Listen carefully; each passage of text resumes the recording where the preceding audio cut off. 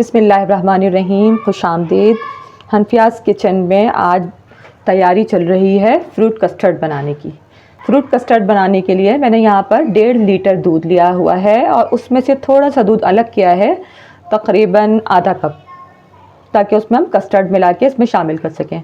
और उससे पहले इसके अंदर जाएगी ये 1 पाव चीनी, ये 1 पाव शुगर ऐड की है हमने और इसको थोड़ा सा पकने देंगे। ये थोड़ा सा दूध जो हमने अलहदा करके रखा हुआ था, इसमें हम मिला रहे हैं कस्टर्ड पाउडर और इसके बेहतरीन टेस्ट के लिए हमने इसमें वनीला कस्टर्ड मिलाया है, तकरीबन 4 टेबल स्पून। इसको मिक्स कर लेंगे। ये कस्टर्ड पाउडर को इसमें ऐड कर दिया है और इसको आहिस्ता आहिस्ता चलाएंगे ताकि इसमें लम्स क्रिएट ना हो।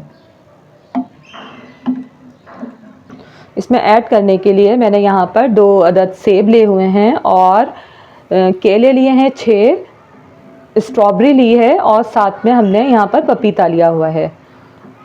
तो अब हम इसकी कटिंग करेंगे थोड़ी छोटी छोटी। अब ये पकने लगा है कस्टर्ड, बस इसे 2 से 3 मिनट पकाएंगे और हम इसे ठंडा होने के लिए रख देंगे।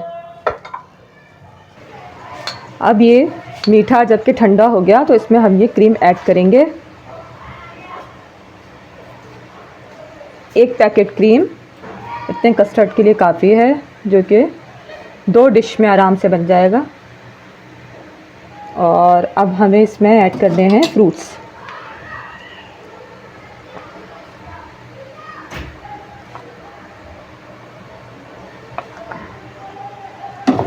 फ्रूट कस्टर्ड में फ्रूट्स जो हैं वो खूब अच्छी तरह से शामिल कीजिए ताकि आपकी फैमिली को मिल सके एक हेल्दी स्वीट डिश।